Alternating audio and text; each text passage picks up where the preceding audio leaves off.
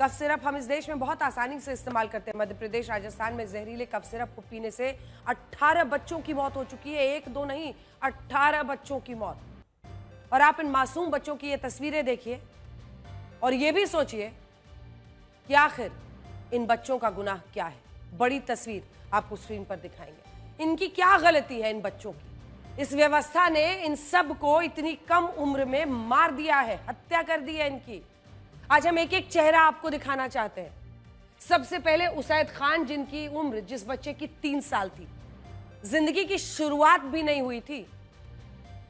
क्या गलती थी उस बच्चे की। श्रेया यादव को देखिए, सिर्फ 2 साल की मासूम बच्ची।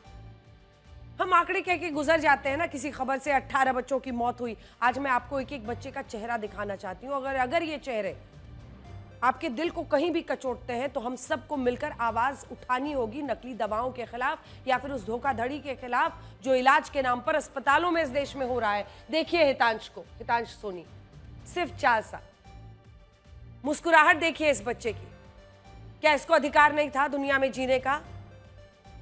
या वो जो डॉक्टर बार बार ये कफ सिरप लिख रहे थे, उनकी तरह एक अच्छी जिंदगी जीने का? क्यों इस बच्चे की जान ली गई गलत कफ सिरप पिलाकर? अदनान खान 5 साल उनकी उम्र है। विकास यदुवंशी 4 साल इसकी उम्र है। ऋषिका पिपरे 5 साल। दिखाइए चेहरा, इतना मासूम मुस्कुराता सा बच्चा और उसके साथ ये हाल कर दिया। कफ सिरप, मतलब कफ सिरप पीना कब जानलेवा हो गया इस देश में।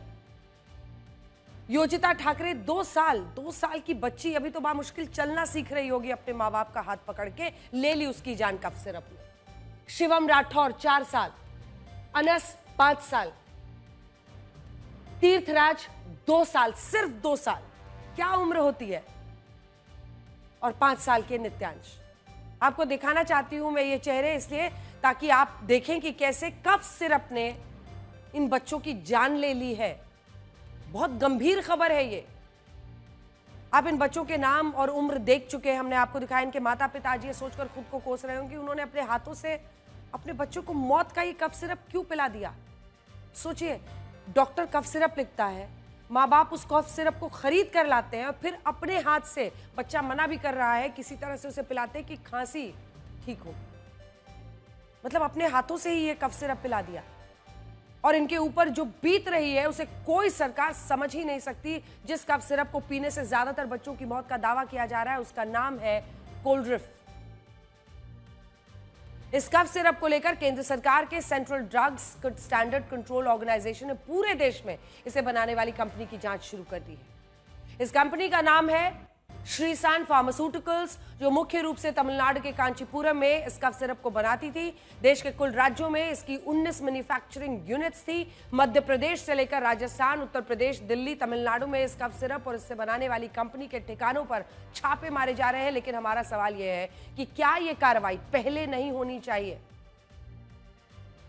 आखिर कैसे धड़ल्ले से इस तरह का कफ सिरप बन रहा था? हमारे देश में ऐसे कई सख्त कानून हैं जिन्हें बनाया ही इसलिए गया है ताकि कोई भी दवाई, कोई कफ सिरप बिना जांच के बाजारों में ना मिल सके। इसके तहत दवाइयों के हर बैच को क्वालिटी कंट्रोल के लिए लैब में टेस्ट किया जाता है और ये टेस्टिंग भी ऐसी लेबोरेटरी में की जाती है जिसे सरकार ने ही मान्यता दी होती है। जब तक लैब रिपोर्ट में इन दवाइयों को सुरक्षित नहीं माना जाता तब तक इन दवाइयों को बाजार में बिक्री की अनुमति नहीं मिलती।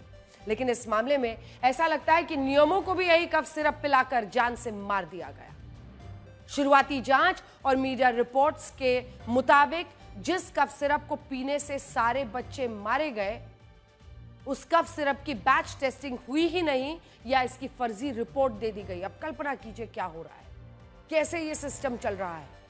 और ऐसा नहीं है कि ये पहली बार हुआ होगा। कई कंपनियों ने लैब टेस्टिंग की लागत को बचाने के लिए ऐसा वो करती रही और संभव है कि इस मामले में भी ऐसी धांधली, बेईमानी हुई हो।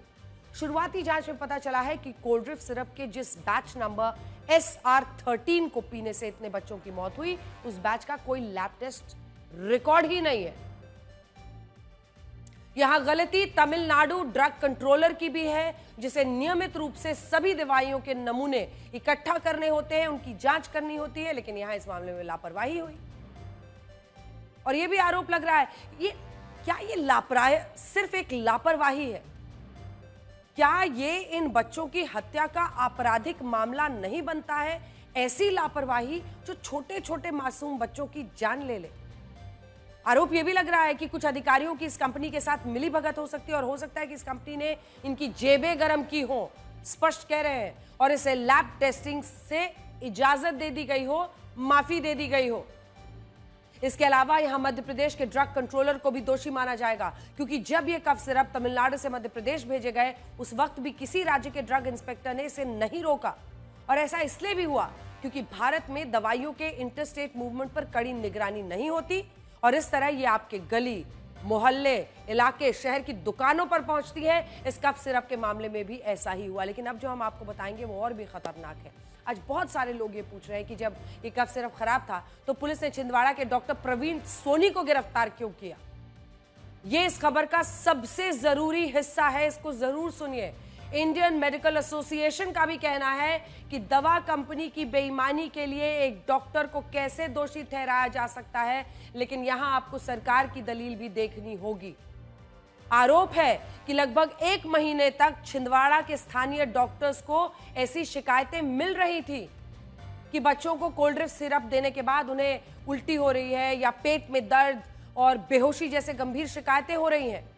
लेकिन इसके बावजूद डॉक्टर प्रवीण सोनी ने अपने क्लिनिक से वही कफ सिरप बार बार प्रिस्क्राइब करते रहना जारी रखा, जिससे पुलिस को उन पर शक हुआ। और पुलिस अब इस बात की जांच कर रही है कि आखिर डॉक्टर प्रवीण सोनी एक ही कंपनी के कफ सिरप को बार बार हर बच्चे को क्यों लिख रहे थे, जबकि शिकायतें आ रही थी। जबकि नेशनल मेडिकल कमीशन के अनुसार अगर किसी दवाई से नुकसान की आशंका होती है तो डॉक्टर्स को तुरंत उसे एडवर्स ड्रग रिएक्शन का मामला मानना होता है। बाकी डॉक्टर्स को भी यह बताना होता है कि वो दवाई सुरक्षित नहीं है, और जब कोई डॉक्टर ऐसा नहीं करता है तो इसे मतलब जो उल्लंघन माना जाता है ड्यूटी ऑफ केयर का। और यहां इस डॉक्टर पर भी यही आरोप लग रहे हैं। तो आज सबको सोचना होगा। सोशल मीडिया पर बहुत सारे लोग ये भी लिख रहे हैं कि डॉक्टर प्रवीण सोनी जितनी बार इस कफ सिरप को बच्चों को लिखकर देते थे उस पर उतना ही कमीशन उन्हें दवा कंपनी की तरफ से दिया जाता था। सोशल मीडिया पर लोग इस बात की चर्चा कर रहे हैं, लेकिन हम आपको बताना चाहते हैं कि इन दावों को भी अभी कोई पुष्टि नहीं हुई है और पुलिस ने भी ऐसी कोई जानकारी नहीं दी है, इसलिए जो जैसा है वो हम आपको बता रहे हैं। यहाँ एक सवाल यह भी है कि डॉक्टर प्रवीण सोनी ने कम उम्र के बच्चों को खांसी के लिए ये कफ सिरप क्यों लिखा और आखिर इस कफ सिरप में क्या मिलाया गया था? WHO के मुताबिक 2 साल के से कम उम्र के बच्चों को कफ सिरप बिल्कुल नहीं पिलाना चाहिए।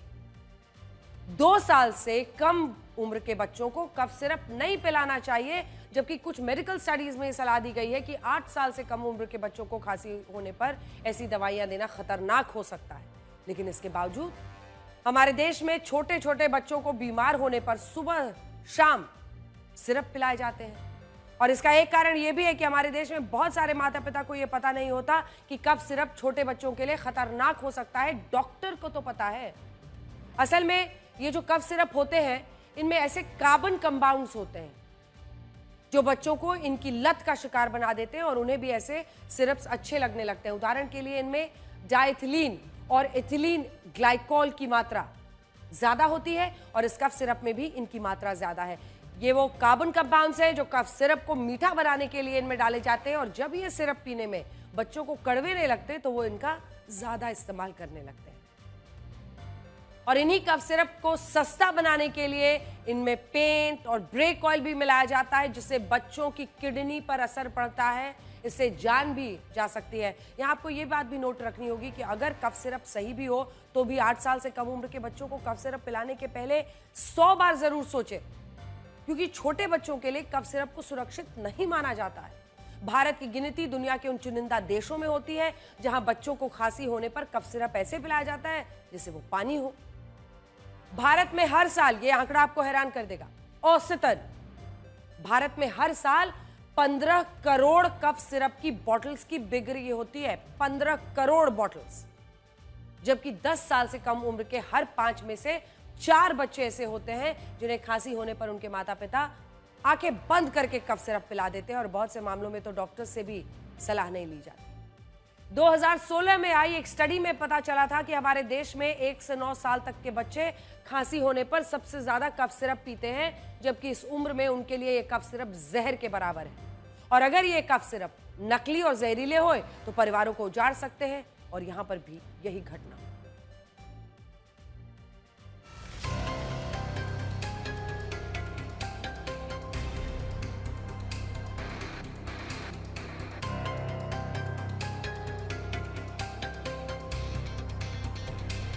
मैं ऑटो चलाता था।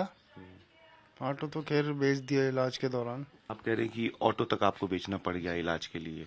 एक दिन में कितना खर्चा होता था डायलिसिस का? डायलिसिस का सर एक दिन में 30 से 35 हजार रुपये समथिंग लगते थे, दवाई गोली सहित।